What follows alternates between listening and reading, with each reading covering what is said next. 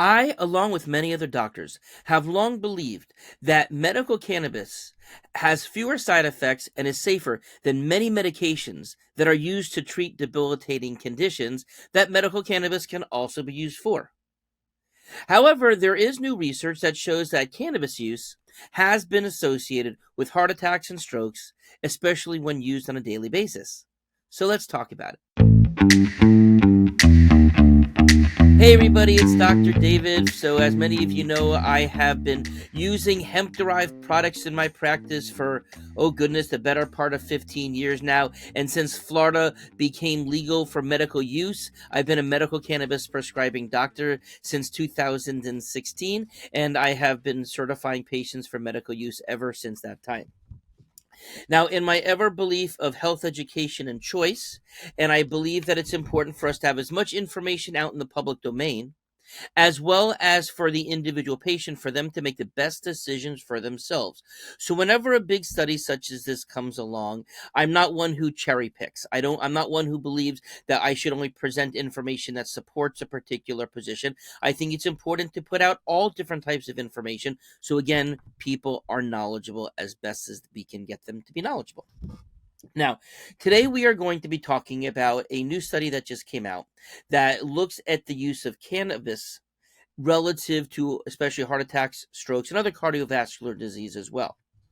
Now, this particular study was funded by the National Heart, Lung, Blood Institute in the Journal of the American Heart Association.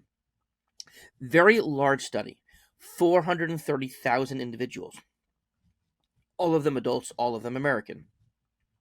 This is one of the largest studies that's ever been done on this topic. I'm particularly looking for the effects. There's other studies that have been done, but this is particular relative to cardiovascular disease. Now, here's what the findings were: that people who use cannabis on a daily basis, that there was a 25% increase in chance of getting a heart attack, and a 42% chance of increased chance of getting a stroke. Okay, and that was for daily use. Okay, they found that people who used it once a week or so, that there was still an increase, 3% increased likelihood of heart attacks, 2%, 5% of strokes, but certainly people who were using it on a daily basis were much more likely to be getting it than people who are using it occasionally. And of course, one of the issues when people are using medical cannabis is, for the most time, they're using it on a daily basis. There are people who have situational anxiety, situational pain, situational insomnia who don't use it on a daily basis, but certainly most of my patients do use it on a regular basis, and this is part of why I'm sharing this information. Okay, now, relative to this, okay, one of the things that and I did point a couple of things out when I looked through this. So what they reported is any use of cannabis on a daily basis, but 75% of the users were smoking it, and 25% were all other forms put together, be it vaping it, topically, whether they were doing it as capsules, tinctures, edibles, etc. But by far, 75%. And here's the thing: they lumped everybody together. Okay, so what they did not do here is differentiate between smoking it versus all of those other forms, including vaping it. And the reason why I think that this is would have been so much better if they could have given the information, or maybe they have more papers to produce and that this was the headline one.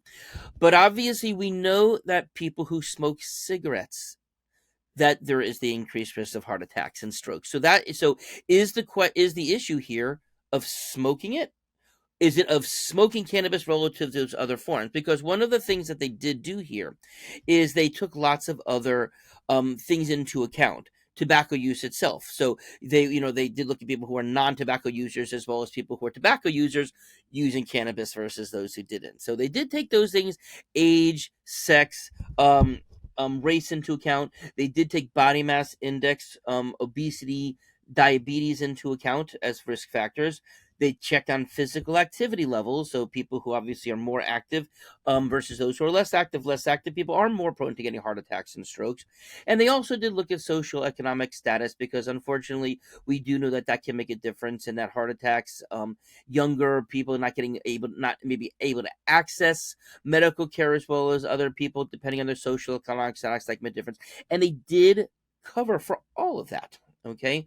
Now, of course, when it comes back to those other forms, and I would really hope that they're going to do this type of research where they can differentiate between them.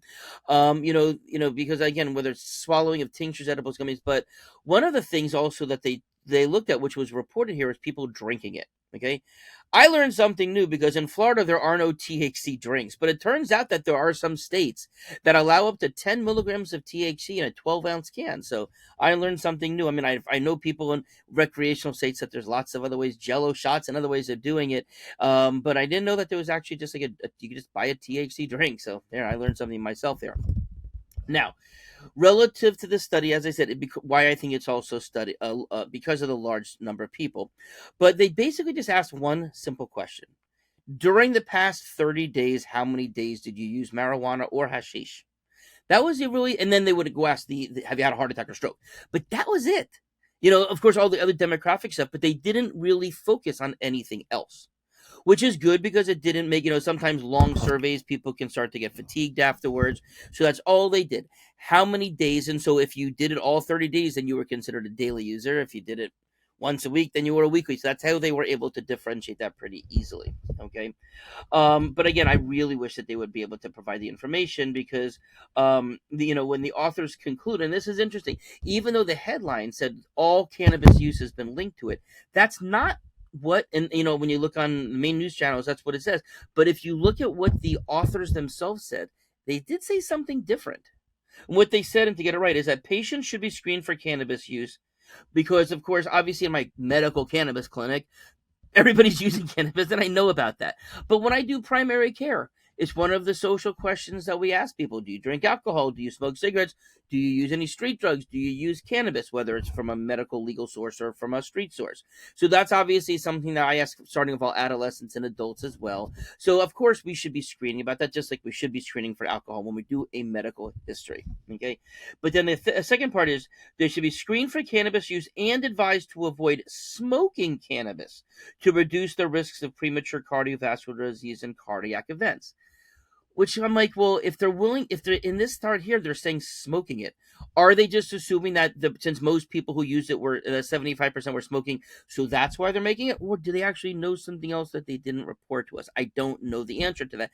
But I did find it very interesting that they did specifically avoid smoking cannabis. They didn't say using cannabis. Okay, so what's my take on all of this? So first of all, again, while it is one study, it's a large study in a very reputable Journal of American Heart Association, peer-reviewed study, and it's hard to go against something when it's that massive by that in that level of a journal. Okay, so I do think it's something to take serious, but again, I do think more research needs to come out, and hopefully soon, to better clarify all of this. Now, of course, as I said, I recognize that the heart disease, heart attack, strokes are associated with cigarettes. Um, and I do want to, they did not report risk factors for non-smoking of cannabis. And as I said, wouldn't it be nice to know if vaping it, which doesn't involve the inhalation of any particulate matter, okay, does that make a difference? For that matter, I would love to know if dry herb vaping, where there's not even an inhalation of the oil, it's just vape coming off of the herbs, of the flower itself, but it's not something that's being burned into the lungs. That's really interesting to me because if a person is taking medical cannabis and they're using it in a dry herb way, it heats it at a temperature high enough to release the active ingredients, but not enough to cause burning of it. So there's no ash left over. It's just going from green to brown. Um, and so, of course, in my practice, this is a little skewed because although the overwhelming majority of people in the study were smoking it, that's not how it is in my practice. In fact, I would say the actual burning of it, smoking of it, is one of the less common ways people use it. By far, the most common way people are using it is in a vaporizing sort sense. And of course, the medical cannabis is also available in the gummies and the other edibles and tinctures and stuff like that. And it would certainly be good to know, is it the issue? Is it going through the lungs? That's the issue, or not? Okay. And again, would it be interesting to know? And like one of the things that was raised as a question here is, could there be something of these cannabinoids interacting with our endocannabinoid system in order to that's causing the problems. And again, we don't know, they didn't really get into that, but it would be interesting to know, again, was it the sheer act of burning something into one's lungs that can cause all kinds of damage to the lungs versus a chemical reaction of the cannabinoid relative to the cannabinoid receptors that we all have. Okay. Now, of course, also in my practice, especially with the kids, of course, they're not burning because medical cannabis is not available in flower form for kids. Yes, they are inhaling it, and they do have the meter dose inhalers, like an asthma puffer type of thing. But I have always, in my medical cannabis practice, steered people away from smoking it, and that is something that I still hold true. Okay, I know that there are people who are purists out there. Hey, this is the way that I've done it for all the time. Hey, your health, your choice. You get to decide the way to do it. But my recommendation to somebody is not to smoke it. Don't burn it. Don't put those particulate matters into your lungs. Don't expose yourself to that. If you need to use medical cannabis, use it a different way. Okay. Now, of course, will this affect my treatment of how I treat my patients? In and of itself, besides letting them know about this, because again, they haven't definitively decided it's smoking versus not. But again, the fact that most of my patients aren't smoking is a good reason why I'm not as worried for my patient population. All right, so that's it. So obviously, if you have any questions, comments, you don't want to share your own personal experiences, please do so in the comments section. Also, if there's a topic that we haven't covered that you'd like for me to cover, submit it. If we get hits on those things, I'm happy to make a new video on that. We've done that already for some people, actually, including this one. A viewer actually keyed me into this originally. But also, if you can, remember to subscribe to this YouTube channel, hit us up on our other social media podcasts, and of course, if you can become a Patreon subscriber to support our work, and we do provide extra information and access to protocols there that you can't get elsewhere unless you're a patient of ours. All right, hope you have a great day. Hope you learned something. To your health.